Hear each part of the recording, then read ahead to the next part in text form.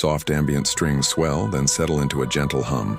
Welcome to Quiet Histories, where distant echoes of the past drift like slow clouds across the sky of memory. Tonight we take an unhurried voyage along one of America's quiet revolutions, the Erie Canal. A waterway carved by calloused hands, fueled by patient vision, and shaped by the slowness of mules and dreams. So lean back, breathe deep, and join me for a gentle passage on the Erie Canal, a still morning at Albany. I stand beside the Hudson River in the year 1834. The water is still, like pewter cooled in a mold. Flat-bottomed canal boats bob gently against the dock. Painted names flicker in the light. Morning Dove, Canastota Bell, Perseverance. Mules shuffle quietly on the dirt path beside them, harnesses creaking like sleepy bones. Their drivers murmur and stretch. Another day to pull slow miracles westward. A steersman ties his last knot, then gestures silently. The boat slides away, soft as breath. No splash, only the hush of progress. The Erie Canal stretches 363 miles from Albany to Buffalo. It was born from ridicule. They called it Clinton's Big Ditch, a folly, a waste. But ditches, as it turns out, can hold more than water. They can carry wheat, lumber, salt, and hope. Today we move 3 miles an hour, slow enough to hear reeds whisper or count dragonflies on the rail. The engineer's low whistle, a heron, glides overhead. Its wings barely move. I unroll an old map on the cabin table. Ink-stained, coffee-ringed, corners curling, every line drawn by hand. Engineers in wool coats pace these banks, arguing over inches, drawing curves like poetry. The canal doesn't fight the land, it flows with it. We approach a lock, mossy stones worn by decades of passage. The gates open with a moan. Water trickles, fills, lifts us like a held breath. I rest my hand on the damp limestone wall. This stone has felt more stories than any book. The builders sang to keep rhythm, hammer, swing, chant. I can almost hear their voices echoing in the walls. Low bridge, everybody down. A song made for ducking beneath history's low arches. If you know the words, hum softly. The canal listens. Midday drift through Dutch settlements. The sun climbs but gently. The water glows green like old wine bottles under glass. Red barns lean into barley fields, children wave from porches. Some hold sticks pretending they're reins, dreaming of mules and open westward skies. Their parents wave too, but with slower hands. Before the canal, wagons rattled for weeks over rock and mud. $100 per ton of freight. 3 weeks of wheel breaks and boot blisters. After the canal, $10 5 days. Trade moved and towns bloomed like daisies on the bank. A night watchman's stale evening stretches long shadows across the water. A watchman climbs aboard, lantern flickering gold. His name is Isaac. His beard is smoke-colored and full of crumbs. He sets the lantern down and tells a story.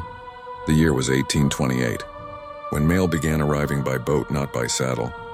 He remembers a woman weeping when her son's letter arrived 3 weeks early. Sometimes silence is broken not by words, but by the ink they carry. We tie up near a lockhouse. The aster flowers bloom white in the moonlight. The night smells like rain and rope. Somewhere an owl asks a question no one answers. We sleep, floating gently between yesterday and morning. Dawn on the Rome summit level. First light reveals frost on the towpath grass. We've reached the summit of the canal. Not metaphor, altitude. From here, water flows both ways. A perfect balance kept by feeders, sluices, and clever geometry. Rome was the birthplace. The first spade of dirt turned here. The first cannon fired in celebration. Locals say that echo still hasn't stopped. It just moves slowly like everything else on this canal. A hushed conversation with an immigrant mason. We pass a man carving stone near the water's edge. His name is Seamus. His chisel sings on limestone. He doesn't look up when he speaks. I signed every capstone underneath, he says. Hidden, but mine. He believes stone remembers, even if the plaques forget. We nod and the moment holds. Then we float onward, a little heavier with his truth. Afternoon, rain over Syracuse marshes, the sky grays. Rain arrives not with violence, but with patience. The surface of the canal dimples. Our pace slows. The driver tosses a blanket over the mules. Their ears twitch, then rest. Syracuse once boiled brine. Salt shimmered in barrels like treasure. The marsh smelled like salt and wet iron. Now it smells of frogs and wet bark. History leaves behind scents even when the buildings vanish. The rain fades and steam lifts from the water. Twilight through the Montezuma swamp. The reeds here reach over our heads. Mist clings to them like breath to window glass. The swamp nearly stopped the canal. It swallowed boots and broke wheels. But men with spades and willpower don't surrender to mud. Fireflies blink, the mules plod steady. Our boat is the only sound for miles, aside from frog songs and the low call of geese. A world untouched by clocks, only rhythm and rest. Lockport's twin flight. 5 locks climb together, 1 step at a time. Stone cliffs close in on both sides. We enter the first chamber. Water lifts us like an offering. Each gate opens with a groan. Voices of long-dead masons echo softly between the walls. The locks here were hand-carved, each groove a labor of days. Some say if you listen at night, you can hear singing. Not ghosts, just pride. Moon over the Tonawanda, cut night again. The water is black glass. Stars reflect like lanterns beneath us. A fiddler plays on a nearby boat, a tune so slow it takes a minute to land. This cut through Tonawanda saved 20 miles, but not everyone celebrated. Less time on the boat meant less storytelling. Fewer card games. Progress doesn't always honor the quiet. First sight of Lake Erie dawn. Lake Erie sprawls ahead, wide and wind-brushed. The canal ends here, but its work continues. Barges unload, grain elevators sigh and open. Buffalo bustles, but softly. The canal brought the west to the east, and the east to every table. I step onto dry land. My boots feel strange, like they've forgotten solid ground. Mules nudge each other, ready for rest. Deckhands untie crates with names from hundreds of miles away. A boy selling papers shouts headlines into the mist. Quiet reflection. By the water's edge, I sit on a dock. The canal gurgles softly below. It cost $7 million, and returned its cost in under a year. But its real value wasn't in coins. It was in connection, in stories, in patience, in making slow possible again. The Erie Canal doesn't race, it remembers. And if you listen, so will you. Because the past, when told slowly, often speaks the loudest. A gentle passage on the Erie Canal. Extended calm historical journey by Quiet Histories, continuing seamlessly from the last line. Let the quiet remind you where we've been. Spring returns to the towpath. Snow retreats from ditch banks, revealing slick clay the color of coffee grounds. Children poke sticks into thaw ponds, giggling whenever ice plates tilt and sigh. Sap buckets clang on roadside maples, each drip a patient metronome. Boatmen rub linseed into weather-split rails, preparing hulls for another season. A battered concertina wheezes a tune older than any lockhouse. Its notes flutter across melting fields, then settle among cattails. The canal accepts spring like an old dog accepting sunlight, without hurry, without pride. The barge captain's ledger. Inside a cramped cabin perfumed with pine tar and stale tobacco, Captain Mercy Dunn records cargo with a stub of graphite. Her cursive is small, steady, no flourish wasted. 4 tons of flour, 2 crates of bolts, 5 barrels of lamp oil, 1 battered piano. She pauses, then adds, 1 caged canary, payment in song. Outside, a deckhand coughs twice to signal the next lock. Captain Dunn closes the ledger, taps dust from the page, and pockets the day's small history. The canal wayfarer. At dusk, a lean traveler in a quilted coat flags us from the towpath. His beard is streaked blonde as rope fiber. His boots are patchwork. He carries only a birch bark flute and a lumpy burlap roll. The captain nods permission. He steps aboard with the quiet of snowfall. He offers no name, only stories. A barn that burned blue, a preacher who married the river, a mule that dreamed of wings. We listen because the canal honors any voice willing to float alongside the night. Starry rations, midnight, the galley lamp is doused to preserve kerosene. Mica windows shine back constellations that sailors once used for maps. Cook passes tin bowls of cold beans, bread, and a single dill pickle sliced 6 ways. A deckhand sprinkles crumbs for stowaway mice, tiny passengers who pay an amusement. Someone whistles Shenandoah. The melody drifts to the rafters, then slips into the open hatch like a sigh escaping a diary. No one claps, silence is applause enough here. The ice harvesters of Ontario County. A day's march north, winter workers saw blocks of lake ice and packed them in straw. Each crystal block weighing as much as a small child, stored in barn-sized sheds. Come summer, canal barges will glide with those frozen bricks under burlap, delivering coolness to New York saloons, Charleston sick rooms, and Havana sugar warehouses. The ice gives itself slowly, melting just enough to prove its worth before vanishing. Progress, again, frozen and flowing at once. A letter from a lock tender's wife, Maggie Reed, writes from Lock 32. Dear sister, evenings here are soft as eiderdown. Ducks drift through the chamber once the gates close, unaware they share the same root as whiskey and wheat. She describes hanging sheets on a line that crosses from lock wall to lock wall. Vessels pass beneath like children hiding under a blanket fort.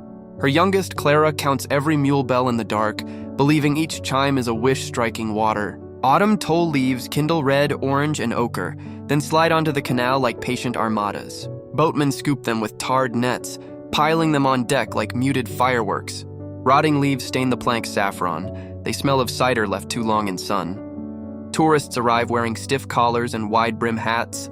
Folk from Boston, Philadelphia, Richmond, here to taste novelty before railroad steam rewrites the timetable of wonder. They take sketches, buy tin-type portraits, complain about mosquitoes, and leave thinking the frontier is gentle. The Canal Mule auction at Utica Fairgrounds. Mules are paraded in circles of dust thick enough to chew. Auctioneers' chant is slow, respectful. Every buyer knows these animals by name. Old Gray fetches $10 more than expected. His ears twitch, but his eyes remain soft, resigned. A boy rubs the mule's forehead, whispers, "See you down the line." Promises made at auctions rarely keep, but kindness leaves a scent even profit cannot scrub. Winter on the waxed-over water.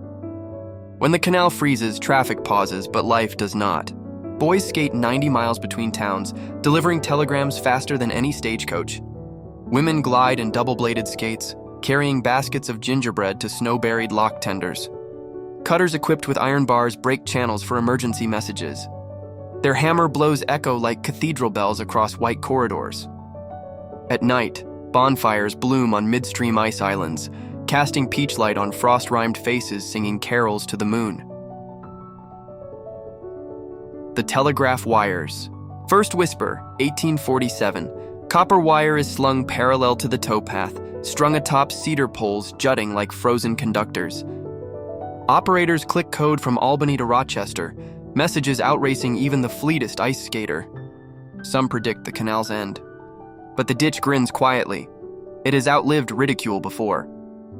A telegraph is only another current flowing beside its own. Words in copper, goods in water, both moving, both necessary. The schoolboat in summer of '52, teacher Josephine Hart converts an empty grain scow into a drifting classroom. 24 towpath children board at dawn, books tied with twine. They learn sums to the rhythm of hoofbeats, practice cursive between locks, their loops swaying with each gentle bump. At midday recess, they dangle bare feet off the stern and let water scribble temporary tattoos. By autumn, every child can read a ledger, chart a star, and string a towline knot, graduating with diplomas pressed from canal-bleached linen. River of rumors.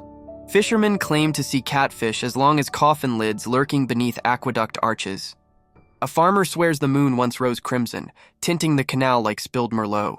Deckhands pass quiet gossip that a boat vanished near Montezuma, crew and all, leaving only a floating lantern. Some stories are lanterns themselves. They drift beside boats, lighting fear just bright enough to keep boredom at bay. The Erie Canal in song from taverns to parlors. Fiddle tunes bloom like evening primrose. Lyrics change port to port, but the refrain stays soft. 15 miles on the Erie Canal. Sung slow, almost drowsy, like a lullaby for wagons that no longer creak. Sometimes entire boats sing in unison, while easing through moonlit locks. Echoes layer, rising and fading like mist. A choir of labor and longing, gentle as water kissing stone. The canal's quiet rebels free black teamsters find on the canal a rare wage and wary respect. They drive mule strings from dawn to dusk, guiding cargo that underwrites newspapers preaching equality's delay. At certain discreet wharves, some boats carry more than flour. Hidden compartments shelter fugitives heading north. No loud heroics, just slow courage wrapped in burlap, moving beneath the same lantern light as salt and shingles. Clocks slowly catch up. Railroads slice across New York by the 1850s. Iron rails humming an impatient melody. Steam rasps, whistles pry open dawn, timetables tighten like corset strings. Yet many shippers still choose water. The canal remains cheaper, gentler on fragile cargo, and kinder on hearts that fear sparks and speed. The immigrant's shore leave. Patrick O'Sullivan steps off the bark Liberty in New York Harbor, then onto a canal boat at Albany the same week. He writes home describing the journey, "Mother, the water is so calm I swear it sleeps." We drift as though the world is not burning coal to hurry along without us. He arrives in Buffalo with 9 pennies, a fiddle, Women at the helm, Captain Hester Boyle commands the packet Starlight. She stands 5'2", voice barely above a whisper. Yet boatmen twice her size obey with grateful precision. She navigates the Lockport flight in record time, guiding her craft as if locks were lace loops on a bodice. At Syracuse, she unloads oranges from Florida, each fruit a sunset smuggled north through ice and snow. Her ledger balances, her crew respects, her story seldom printed, quiet competence, floating onward. A towpath. Moonrise silver light spills across packed dirt. Mules drowse, heads low, tails swaying as if conducting a lullaby. Fireflies flicker above grass seeds, forging a constellation at ankle height. Somewhere a nightjar clicks, a sound like a marble dropping onto velvet. The boat slips through water dark enough to hide the sky's own reflection, making it hard to tell which way is up, which side is memory. The sunken lock at Durhamville. A forgotten side channel feeds a stone lock drowned in weeds. Plank walls slant inward. Rusty bolts appear like barnacles. Local children dare each other to peek inside the murk where water rats nest. I kneel at the edge, drop a pebble, and listen for the plunk. It never echoes back.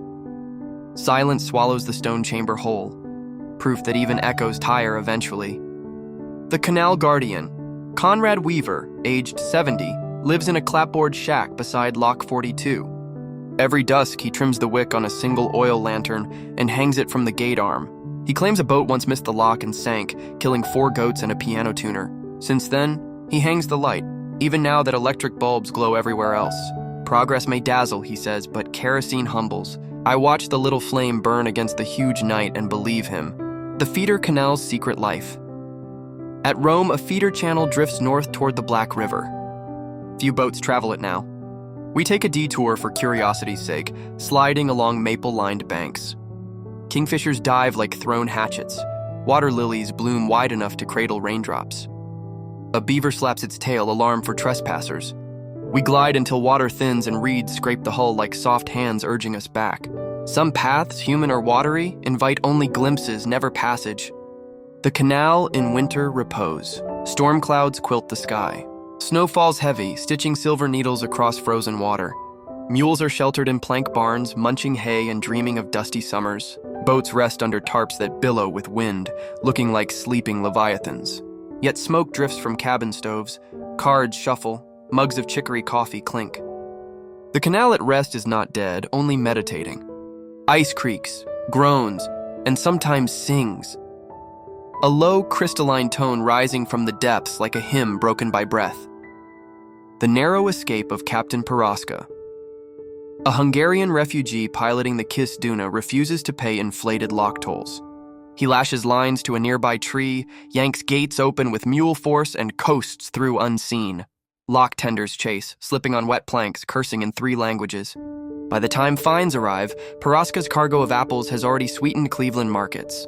Newspapers call him a scoundrel. Deckhands call him a hero.